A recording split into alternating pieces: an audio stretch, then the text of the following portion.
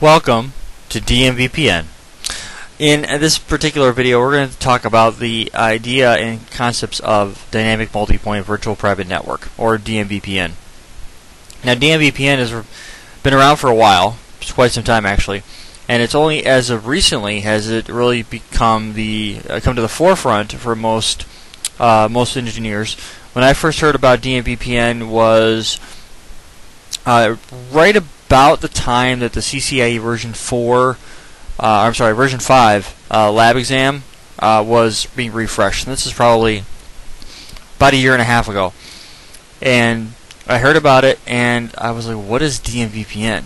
And then a few days later, Brian McGann from Internet Network Expert decided to put a webinar together.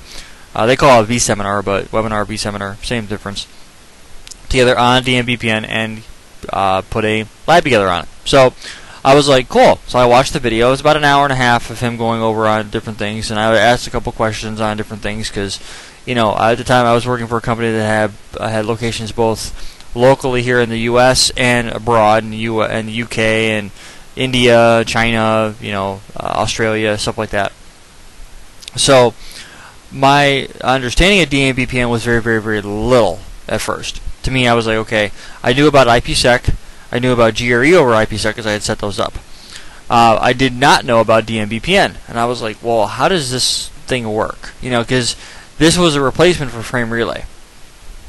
And as most of you know, or if you've been around the IT world for any length of time, you might have heard of Frame Relay, which I covered earlier in this video series. But the idea with Frame Relay is it's a provider-dependent technology, meaning the provider has to supply it to you. Same thing with MPLS. Same thing with ATM. The idea of DMVPN was to move away from the provider-dependent technologies like MPLS and Frame Relay to a strictly customer-supported, customer-managed, customer-designed and deployed WAN technology. Well, that's exactly what DMVPN is. It's a WAN technology used to get your sites to talk to each other over the internet. So, way back in the day, so like we'll say the mid '80s, when WAN connectivity was at a premium. So, for instance, it might cost you $10,000 to have a T1 line between the U.S. and, you know, a site in Europe. You know, back then the internet was not what it is today, and you didn't have the flexibility that you have today. So having a leased line, one T1 Frame Relay circuit might have been $10,000 per month, you know, or whatever it might have been. I really don't know. I was just a little kid back then. But the idea of a leased line or using a provider to get you connectivity from here to the UK, because you might have had sites in the UK, the idea was that you wanted to get reachability. And there was no other real way to do that back then. Now, as time has progressed and technologies have improved and people have gotten smarter, we are now in a time frame where either you want MPLS or you don't want MPLS. And if you don't want to run MPLS, so you don't want to pay a provider for connectivity to your private WAN for a private WAN connectivity or wide area network. If you don't want that, there are other capabilities that are out there for you to accomplish the same goal without having to rely on a service provider. And that one of those solutions is Dynamic Multipoint Virtual Private Network. Now, what a DMVPN is a layer 3 overlay VPN. So it's similar to a MPLS setup, where depending on how you have MPLS set up, or however how you want to have it provisioned and deployed and all that good stuff, depending on how it's put together will determine how traffic is routed. Now, you've heard of point-to-multipoint, or hub and spoke is classically what that is. You can do that with DMVPN, or you can have a full mesh of DMVPN. I'm not going to show you that, but the possibility is definitely there. You can have a full mesh of MPLS, you can have a partial mesh of MPLS. Just depends on what you're willing to pay for and how much it's going to cost you to get the provider to do what you want to do. Now, the one main drawback to MPLS is the fact that if you're going from the US to the UK to, say, APAC, let's say you've got a site in Hong Kong and a site in LA, or let's say even better, a site in New York, or both, a site in LA and New York and a site in Hong Kong. Let's say, for instance, AT&T is your MPLS provider. So you're using like an AVPN service from AT&T. Well, you get to a certain point west of, let's say, you get into the UK. I'm not even sure if AT&T's in the UK. I don't live over there. I've never been outside the US, so I honestly don't know. What the problem is going to be is you're going to have to do what they call inter-AS handoff. And what that inter-AS handoff means is you're going to be handing off more than likely to like British Telecom or Hurricane Electric or Level 3 or some provider that is over in the UK that actually has the ability to support the transport that you're trying to achieve. That's going to be a drawback because, excuse me, when you get over there, you might not be able to get end-to-end reachability for one provider. That's a bad thing. Now, the drawback to that is you might not be able to get what your SLAs or your service level agreements, and the service level agreement simply states that the amount of latency delay or the amount of time that you're willing to wait for traffic to get from point A to point B might be 350 milliseconds, which is pretty quick in most days, which is actually pretty slow for internet nowadays. You're usually under 100 milliseconds, and even under 80 milliseconds is pretty standard from what I've seen. For at least here in the U.S. for my internet, it's usually under 80 milliseconds per hop. In a lab, it goes higher than that because I'm usually doing a lot of encryption, and I like to play with different capabilities. But when you have DMVPN, that need to have, say, Level 3 or British Telecom pick up the load to go to, say, we'll say AsiaNet, because I don't have any idea what type of providers are over in Asia. But let's say AsiaNet has to pick up a load, has to peer with, we'll say British Telecom, because that's how the MPLS circuits are set up. And then British Telecom is going to peer with AT&T, who is providing your last mile connection here in the US. So you have two inter-provider connections. Well, you need to be able to talk to both providers, and both providers have to be in agreement on things. Then it definitely makes maintaining your SLAs end-to-end a little more difficult. So the solution to that headache is DMVPN, because you don't need to worry about any of that. DMVPN, as long as you have internet reachability from a site to a site, whether it's here in the US or it's somewhere in Australia, doesn't make a difference. The idea is actually very, very simple. If you have layer 3 reachability across the internet, so if I do a trace route from one place to another, I can have reachability to anywhere I want to go. So what I'm going to do is I'm going to break down DMVPN here so you guys have an idea of how this actually works, and then we're actually going to get into a deployment of DMVPN. Now, the way the DMVPN actually works, it's actually pretty cool. Basically what it does is it allows you to create on-demand full mesh IPsec tunnels with minimal configuration. So you use multi-point GRE tunnels, you use next top resolution protocol, you use IPsec Crypto Profiles, and you use routing. Now, technically speaking, a DMVPN is a routing technique, which means you're using NHRP to connect your spoke sites to your hub sites, and you're using that capability to map public to private and private to public. The benefit here is the fact that it simplifies your routing, so you can have a single routing domain over DMVPN, and not every case does it happen, but in most cases you're going to be encrypting the traffic, because you can encrypt GRE over IPsec. We just saw that in the previous video. Well, here we're able to go in there and encrypt IPsec over GRE as well. Excuse me. The difference between the two is actually really simple. When you look at it from a high-level overview, you're actually just encrypting the tunnel, not encrypting the outgoing interface. So we're going to get rid of the crypto map and we'll go to a crypto profile. So you guys will see how that comes out to play here momentarily when we actually get into it. The benefit to this too is that when you're working on this, you're able to create on-demand tunnels between the spokes. What this means is if you want to get spoke-to-spoke traffic going, you can do so. So let's say, for instance, you have spoke-to-spoke traffic that needs to be working for whatever reason, then you'd be able to do that. You wouldn't have to have a separate PVC or a separate MPLS circuit between two different provider edge routers set up to get where you need to go. You could simply route between the two. As long as the spokes can resolve each other's information via NHRP, you're good to go. Now, the idea here is when you're dealing with this, you need to be very cognizant of what you're working on here. So there's two main components. You have the NHRP hub and the NHRP client, or the NHRP server. The clients will register with the server and always have a nailed up tunnel. The nailed up tunnel means it's always on, it's always running. So it's going to be like a static configuration. It's going to be dynamically learned on the hub side, but statically configured on the spoke side.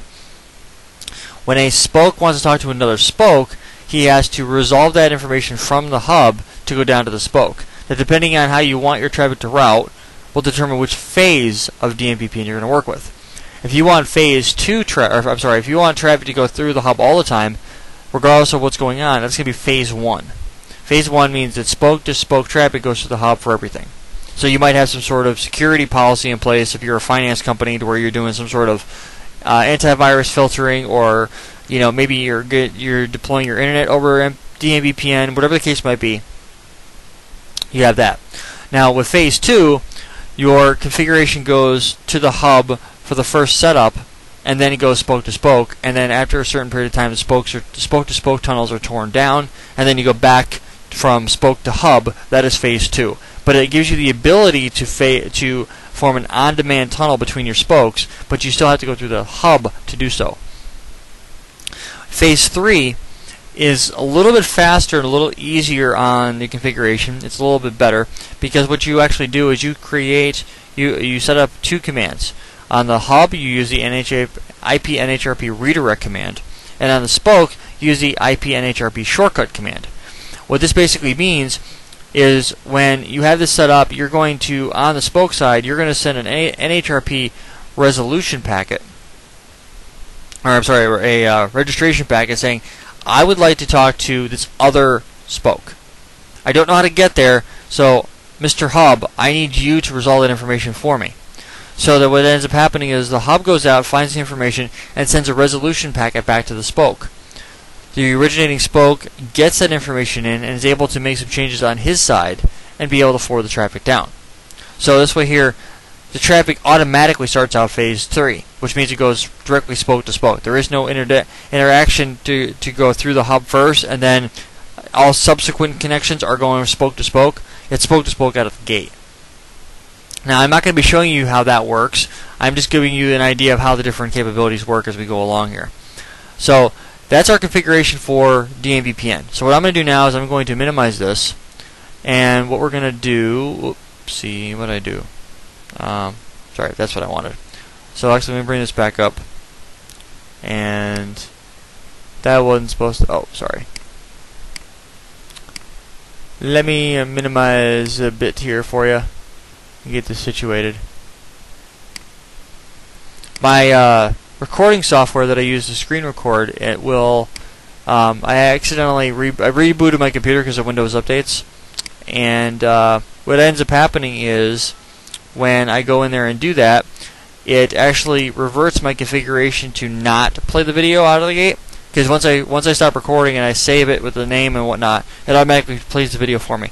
I'm like, I don't want to see the video. I just want you to save the file. So what we're going to do is on router 5 here, we're going to set up DMVPN. This is going to be the hub. We're going to have two spokes. So I'm going to target an H here, and I'm going to have, I'm going to put an H here for the hub and the spokes. And for those of you that are interested, I will be doing crypto towards the end of this video. I just want to get the configuration running here. So what I'm going to do here is I actually have a tunnel address, so 10.100.0.0. That's what I'm going to use for my tunnel address. The tunnel address is going to come up automatically because I'm going to advertise this now into OSPF. So I'm going to go to router 5. I'm going to go to global config. I'm going to type in interface tunnel 0 or tunnel 100. Do show IP interface brief. Make sure I have tunnel 100 is not previously assigned. So we'll type an IP address of 10.100.0.5/24. I'm type in the tunnel source is coming up as serial 2/1. And tunnel destination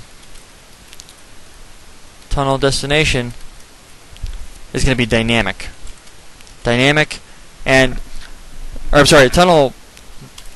incorrect. It's going to be tunnel mode is GRE multipoint. multi-point. That's the configuration you use when you're actually getting this configuration going. This is the destination configuration. So when you're doing this, you're typing in tunnel mode GRE multi-point. You're not setting it up any other way. You're telling it it's going to be a multi-point connection. That's what you're going to be doing. If I type in tunnel mode, tunnel destination is dynamic, that could screw stuff up. So I'm going to hit enter, and that right there will get us our configuration up. Okay. So now I'm going to type in this. I'm going to type in the IP address. Actually, I think I already did that. Yes. I have to type in the tunnel key. The tunnel key is going to allow me to talk to other tunnels that are configured the same way. And if you don't configure the tunnel key, traffic won't come up. So tunnel key, I'm going to type in 100, and get that in there. Now I have to get into the NHRP configuration, or the next type resolution protocol. Now NHRP is what actually makes everything work here. NHRP, next type resolution protocol, is how you are able to map traffic from your NBMA or your public side to your VPN or your private side. So the public and private need to talk to each other. So you can think of NHRP and DMVPN is the same thing as doing a frame relay map. So like in frame relay, you had to map your IP address to a DELSI. So you're doing a layer 3 to a layer 2 addressing. So you type in, I want to reach this IP address via this DELSI. So if I wanted to reach router 11 across this connection, I'd have to type in, I want to reach, 115002 via DELSI 53. And that's how you would configure your stuff. And on the remote end, you would do the same thing, but you would point it towards the DELSI to get towards router 5. The same thing happens here with IP NHRP.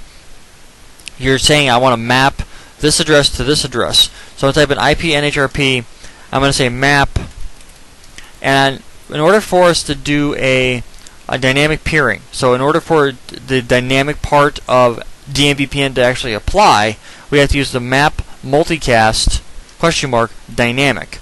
Now this is going to take dynamic messages that are coming via multicast, and they're coming from a routing protocol like OSPF or EIGRP. This is how the mappings get mapped to each other. So if I do a question mark here, I hit enter.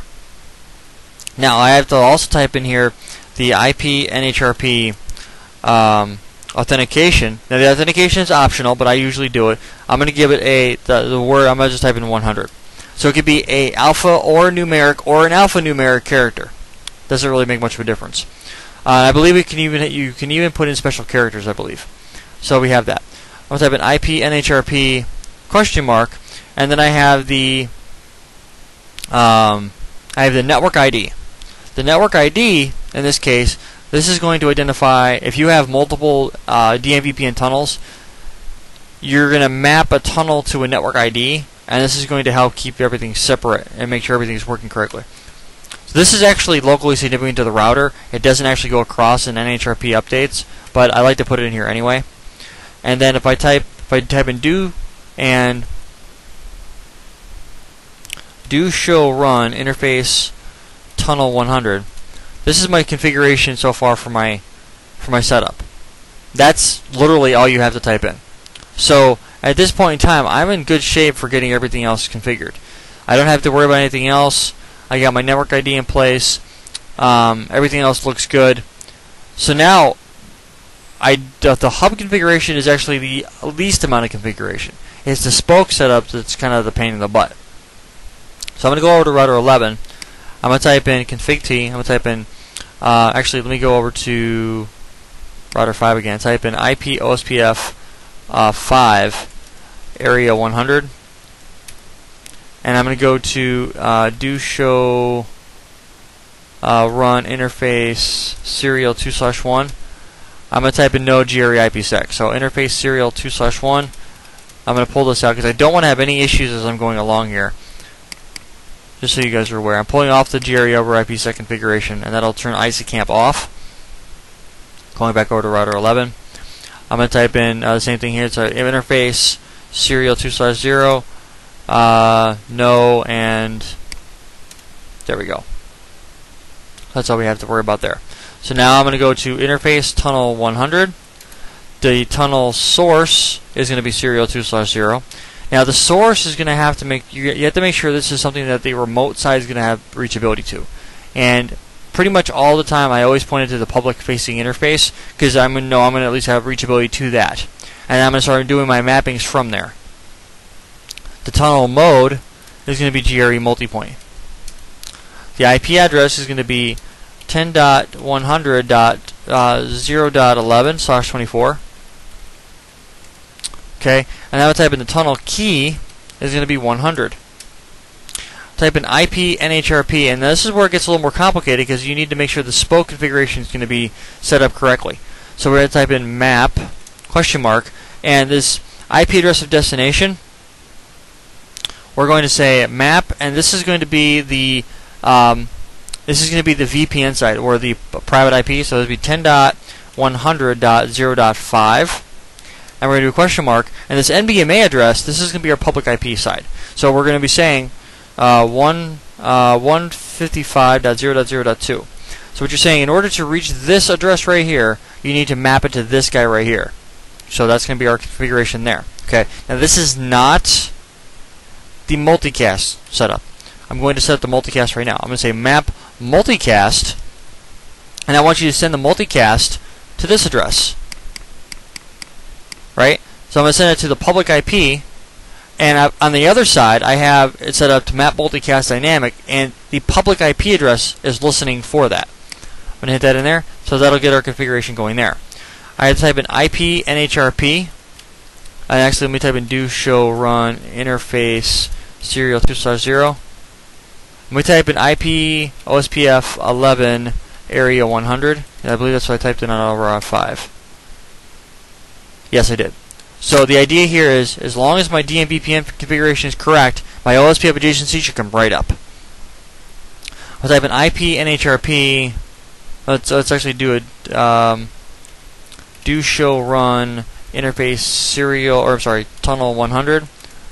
What else do I have to type in? Okay, so now I type in IP NHRP authentication is going to be 100, and then my IP NHRP network ID is going to be 100. My IP NHRP my Nextop server, because we have to tell it where it's going to go. Nextop server is going to be this address right here, which is going to be the VPN address. I hit that, and then as soon as I do that, momentarily we should get a connection over the internet. Now the point of this, and I have to make sure that I have everything configured correctly, and there goes our OSPF adjacency over DMVPN. So that means everything's working correctly. Now, the one thing that you have to remember about OSPF though is the DMVPN configuration comes up as broadcast. And what's the one thing you have to remember about broadcast with OSPF? You need to make sure that the router that is acting as the hub is also the DR. So let's type in do show IP OSPF neighbor, and right now router 5 is full, but we're showing up as let's see, do show. We need to make sure. All right, because the tunnel is point to point, so we should be okay. So we should be okay there. So what we're going to do now is we're going to say our configuration is complete, actually. So do show run interface tunnel 100. That's our configuration for DMVPN. So everything is good to go. We have everything situated that we need to. And now what we could do is we could copy this configuration over to router 12. I believe that's what we have here. 12. Yes, 12. We could copy this configuration over to 12, and it would come right up as well. Now if I go out of here and I type in show DMVPN, we have a static connection to it. Here's our public IP address space to it. Here's the VPN address. It says tunnel. We have it's up, and it's been up for a minute and a half now. Now let's go over to router 5 and do a show DMVPN. Now this one, I don't know if you noticed or caught this or not, but see how this one says attributed as static? There's your guideline right here. It's static. If we go to router 5, it shows up as dynamic. So now we have a peering to router 11 via DMVPN. That's the point. So now I'm going to go to router 11. I'm going to come up here and I'm going to type in no IP, grab from no IP redirects, grab this down to here. I'm going to go to router 12, type in interface tunnel 100, and I'm going to type an IP address of 10.100.0.12/24. I'm going to right click and copy this information in. Tunnel comes up, and I have to type in, because I already have, and I'm actually going to have to pull this config out, because I have to type in do show IP protocol summary.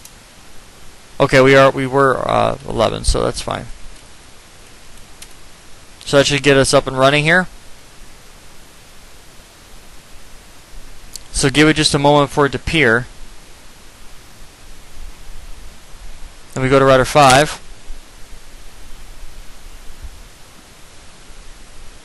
Our tunnels are flapping. So on this side it looks right? It looks good on this side. Or I'm sorry, here it looks good. Actually, it's not. It's flapping. What we have to do here is we have to type in show IP OSPF interface tunnel 100, and we have to make sure that our hello and dead interval. So this guy's coming as point to point, and these are our hello timers. So it's gonna keep flapping until we fix this. So we go over to 5, type in show IP OSPF interface tunnel 100. We have to change this over. So I'm going to come up here. I'm going to go to global config, type in interface tunnel 100, and type in IP OSPF network is going to be point to multipoint. And I'm going to change this guy over here on 11, which I should just do show IP OSPF interface tunnel 100. That should change it to 30 and 120, which is good. And I'm going to change this guy on 11. I'm going to go to global config, and if I hit the up arrow, this guy is 10 and 40, so they're not going to form adjacencies because the hello timers are off. So I'm going to go to global config, interface tunnel 100, IP OSPF network type is point to multipoint. Same thing with 12. So IP OSPF network type is point to multipoint. Okay, that gets us our configuration going here. I go back to 5. I have 2 up and up interfaces, so do show IP OSPF neighbors. I have 2 neighbors, both to 11 and 12. As you can see there, we're good to go there, and we're in good shape. Everything else is working as it's supposed to. So do show IP route OSPF. You're going to see a lot of stuff coming in via tunnel 100 here, which is a good sign, which means we're learning routes in. So we learned in that route here, and if we wanted to advertise anything else in here, we could. Everything else looks good. Now, this configuration is pretty much the same for EIGRP on the other side. So if we were to copy and paste this information over into the other side, we just have to make a couple tweaks, and then we get that side operational as well. So I type in do show run interface tunnel 100. So this is our configuration for that. I'm going to come over here. I'm going to pull up Notepad. I'm going to copy this config in. Alright, so I've got the configuration copied. I'm going to paste it here. I'm going to change this to 101 and 101, and it's going to be 9. And then I'm going to change this over to 101 and 101, and this will be, pull this guy out, and I need to pull this guy out as well because it's going to be EIGRP, and I can copy this into router 9. Go to global config, right click and paste this in. That'll get the tunnel up. Actually, let me double check my 02/0. So the interface has got to change. There we go. And then we're going to go to router 11 and type in do show run interface tunnel 100. We're going to copy this into Notepad. and we're going to say 101, and we're going to come down here, and we're going to go to this side here. We're looking at 10 and 14. So pull the 10 out, authentication, and then we're going to say this is 9 to, and what is 9's address here? So do show IP interface brief. We have 101.0.0.9. So pull this address out, pop it in here, and pop it in here, and network ID of 101.101.0.9, and then, or I'm sorry, yeah, that's right, dot 9. No, yes, because we're pointing it towards the what do you call it? Pointing it towards router 9 for that. Pull out these two lines of config, and we should be good to go there. And then what I'll do is I'll just advertise that into EIGRP on both sides, and then we get to go to router 10 and pop this guy in. Go over here to go to router 10. Right click and paste this guy in. Okay, changed it up, and then we're type on router 9, and we type in, and there we go. The adjacency came up right away. Let's go to router 11 and get router 11 situated. Get that all good. Copy, and then, or I'm sorry, grab just this, and go to router was it 14? I keep forgetting. 14. So it's gonna be dot 14. So copy that, go to 14, right click and paste this guy in. Protocol comes up. And one nice thing about EIGRP is it's much easier to work with. So we type in do show IP protocol summary and do show run pipe section EIGRP. I might not have the same configuration set up here as I do on router 14 or router 9. And I do actually. So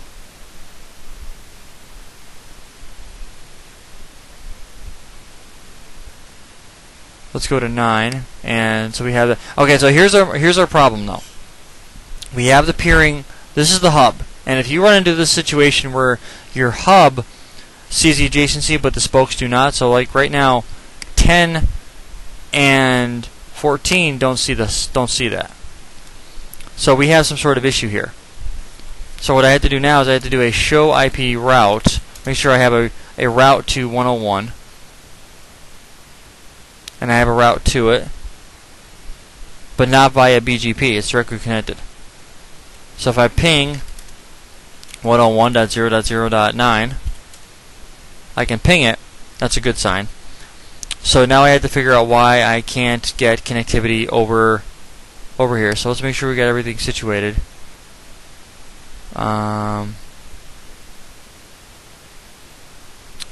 This guy sees it, right? He sees both connections, which is this is kind of good, but 9 and 10 do not see that. 101.0.0.9. Let's make sure that I'm pointing to the right address. So show IP interface brief. Serial 2/0. Yep, that's the right address.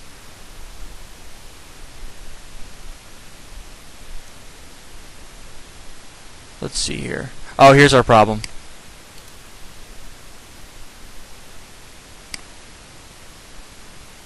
Let's actually go to 14 first, since I'm already right there. I'm going to hit the up arrow a couple times. The problem I did was I mapped it to this address, and it's not the right address.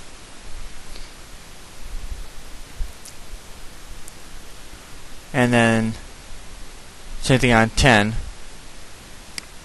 Go to global config and type interface tunnel 100.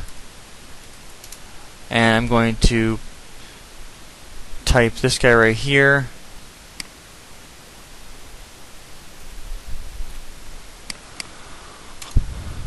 And go back to 14. Let's type in.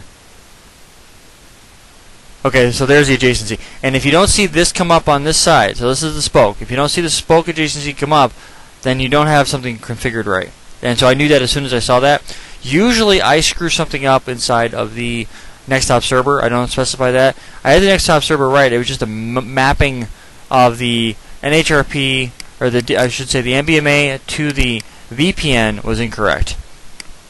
Now if I type in do show IP route, I should have stuff coming from tunnel 101, which I do, which is what we want. And now that gives us that flexibility, so we have DMVPN running.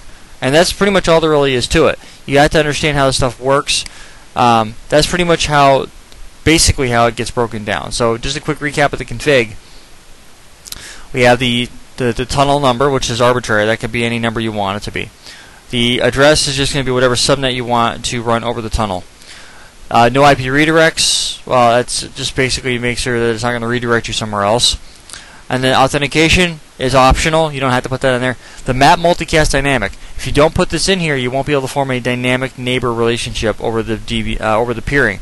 If you were to type in map multicast, you'd have to map your multicast specifically to that. And I'm not going to get into that, but dynamic allows you to learn it dynamically. So you can form a dynamic peering over DMVPN like we just did. So as soon as we had all of our configuration right and everything matched, EIGRP relationships formed over the DMVPN.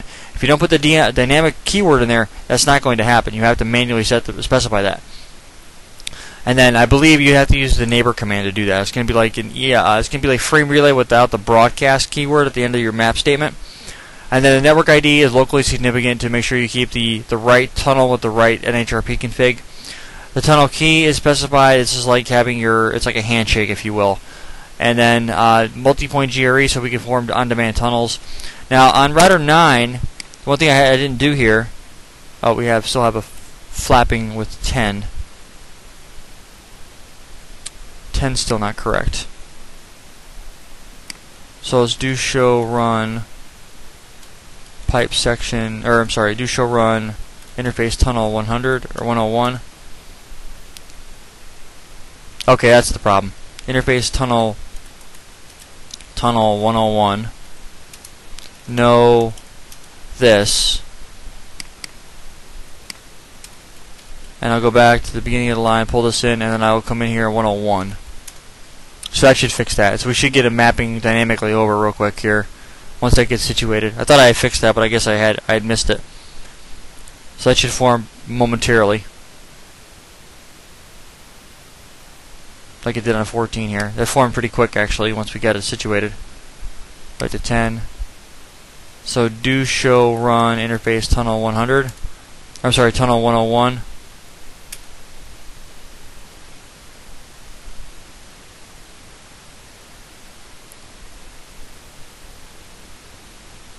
Let's see.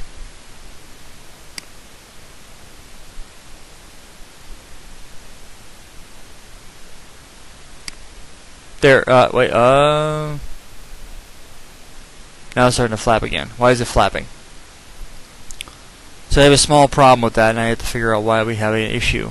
Is 14 flapping? Now 14 stable. 10's flapping. So do show IP EIGRP neighbors. Okay, I don't have a queue count, which is good, which means if the flapping is gone. That's going to be the other thing too, is if you go to 9, you type in do show IP EIGRP neighbors. If you have a queue count of 1 or higher, that means that you can't send updates. That means you don't have an adjacency. At this side, 90% of the time I see the hub come up, and if I don't see the spoke come up, I know I have a configuration error on the spoke. So, and then again, we have the authentication up here for the spokes. A spoke configuration is a little more involved, but it does still get the point across. We have our map multicast, so this is mapping our tunnel to our public IP address.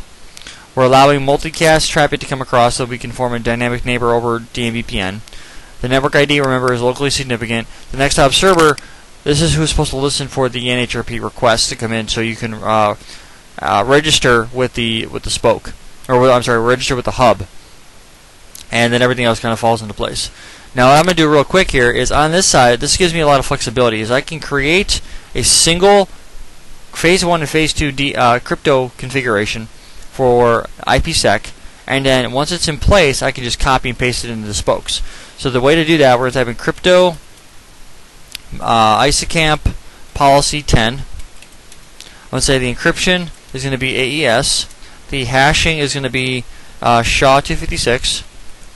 The group is going to be 5. And the authentication is going to be pre-share key. I can exit out of here and type in crypto IPsec key is going to be CCNP question mark. The address is not going to be a specific address. I'm going to, here where it says peer IP address, put in all zeros. The reason you would do this is to make sure that when you're setting up your configuration that you're going to be allowing any type of phase 1 to come in from anybody. Now in a lab this is completely okay. In production you would want to make sure you have the peer address in here for every one of the spokes that you're going to be bringing in. If you don't specify anything in here, you're going to allow anybody on the internet to potentially form a phase 1 adjacency with you. Obviously, if the pre-shared key doesn't match, it's not going to go any farther than that, but you don't want to be, if you have a all zero, so we type in 0.0.0.0 here, and question mark, we can put a subnet in here of anybody if we want to, but if you put all zeros in like that, anybody on the internet can try to form an IPsec VPN with you. So now we're going to type in crypto IPsec transform set, and we're going to name this as DMVPN question mark, and we're going to use ESB AES, and we're going to use a SHA-256 HMAC. Make it a little beefier. And then we're going to set the mode to transport. Because remember, we're going over GRE. We don't want to set it up as tunnel. And at that, we're going to exit out of here, and we're going to type in crypto IPsec, and then if you see profile, before we were setting it up crypto map, right? Remember, it was crypto map. The name of it was whatever. Here we're doing a crypto IPsec profile. And then the profile name is going to be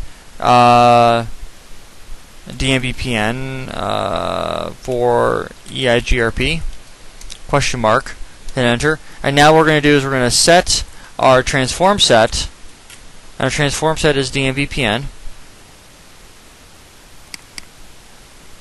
question mark, and hit enter.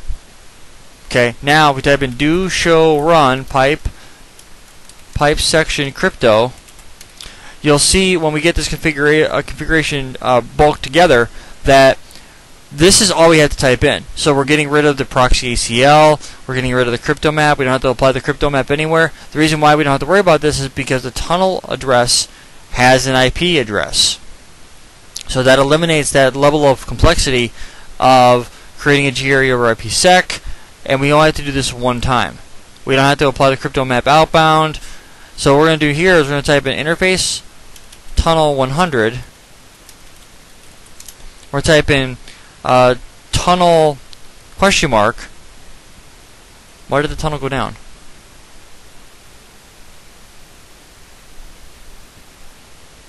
Tunnel protection is going to be an IPsec profile, and the profile's name is going to be, where'd it go? DMVPN EIGRP. So now I've turned EIGRP on here, and so we're going to start getting flaky stuff. So we're going to go down to 10, and it should fail on us, telling us that we received a not IPsec packet. So I'm going to go back to 9 and 14. So this stuff is actually running really, really slow. I think I might have to reboot all this stuff because it's not responding quite anywhere near as fast as I was hoping it would. So I'm going to type in do show IP interface brief. And for whatever reason I have... Oh, I'm sorry, I did it to the wrong interface. 101. Sorry. So now this is what I was looking for. So 10 should do the same thing, or 9. So we received a packet from router 10. It's a GRE packet. We're not looking for that. Now the tunnels go down. So now I'm going to do this. I'll tell you what. Do show run pipe section crypto. And now what I get to do on 9 is I get to go in here, I get to copy and paste this into both 10 and 14. Literally just copy this right here. Go to 10, I'm going to right click and paste this stuff in. Same thing on 14. Right click and paste this in. I'm going to go back to 10. Type in interface tunnel 101. Type in tunnel protection is going to be IPsec profile and EIGRP, DMVPN EIGRP. Hit enter. Give that a moment. ISACamp will come on, and then we should get our EIGRP adjacency back up here momentarily. There it goes. I'm going to go to 14, do the exact same thing, but I'm going to cheat a little bit here and copy this in. 14, go to interface tunnel 101, right click and paste this in, and then our ISACamp is going to come up, and then EIGRP will come back up momentarily. And there it goes. So we type in do show IP route. We will have EIGRP routes coming in. Actually, let's just make EIGRP. So we have an EIGRP route coming in. Pretty straightforward, right? Makes life very, very simple when you have that set up. And if we come up here to router 5, or sorry, router 9, jump out here and then do a show DMVPN. We have two peers, 1 to 10, 1 to 14. If we do a show crypto ISASA, we have two peers going down to 1 to 10, 1 to 14. These are where they're coming from. This means it's active.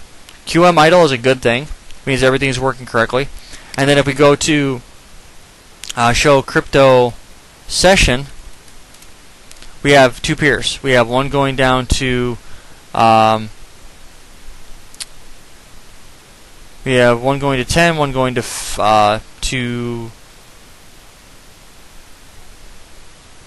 I don't think it's, there we go, that's better. So let me do this. So we have our two active connections, 1 to 10, 1 to 14, both via ESP. ESP is port 500, in case you were wondering. UDP port 500. So that's working. So that's pretty much all there is to DMVPN. I hope this has been informative for you. I would like to thank you for viewing.